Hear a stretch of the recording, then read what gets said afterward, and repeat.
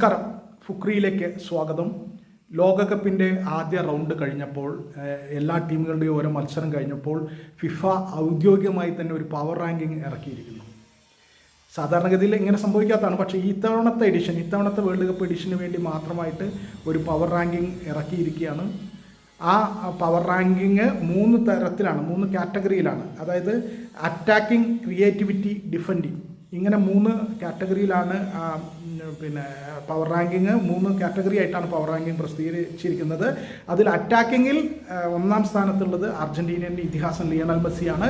അൾജീരിയക്കെതിരെ hat trick അടിച്ചതോടുകൂടിയാണ് Messi അതിൽ ഏറ്റവും മുൻപന്തിയിൽ വന്നിരിക്കുന്നത്, ഏറ്റവും ആദ്യം വന്നിരിക്കുന്നത്.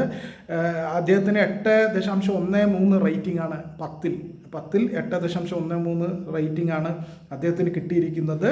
അദ്ദേഹത്തിന് പിറകിൽ രണ്ടാമതായി ന്യൂസിലാൻഡിൻ്റെ ഫോർവേഡ് എലീജ ജസ്റ്റാണ്. എലീജ ജസ്റ്റിന് 7.74 റേറ്റിംഗ് കിട്ടിയിരിക്കുന്നത്.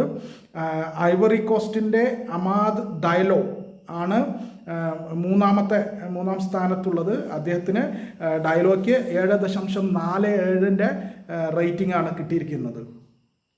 ഇനി നമുക്ക് ക്രിയേറ്റിവിറ്റിയിൽ ആരാണ് 1-ാം സ്ഥാനത്തുള്ളത് എന്ന് നോക്കാം.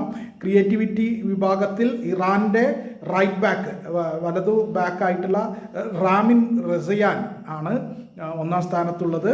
ഈ കാറ്റഗറിയിൽ മെസ്സി 11-ാം സ്ഥാനത്താണ്. റസയാന് 8.02, ഒന്നാമതെത്തിയ റസയാന് 8.02 സ്കോറാണ് കിട്ടിയിരിക്കുന്നത്. 11-ാം സ്ഥാനത്തുള്ള മെസ്സിക്ക് 7.15 ക്രിയേറ്റിവിറ്റിയുടെ കാര്യത്തിലുള്ളത്. ഓൺ ദ ഡിഫെൻഡിങ് സൈഡിൽ കാനഡയുടെ ഡെറക് കോർണേലിയസ് ആണ് ഡിഫെൻഡിങ് വിഭാഗത്തിൽ 1-ാം സ്ഥാനത്തുള്ളത്. അദ്ദേഹത്തിന് 7.31 എന്ന റേറ്റിംഗ് ആണ് കിട്ടിയിട്ടുള്ളത്. അതുപോലെ 2-ാം സ്ഥാനത്തുള്ളത് ഓസ്ട്രിയയുടെ മിഡ്ഫീൽഡർ സേവർ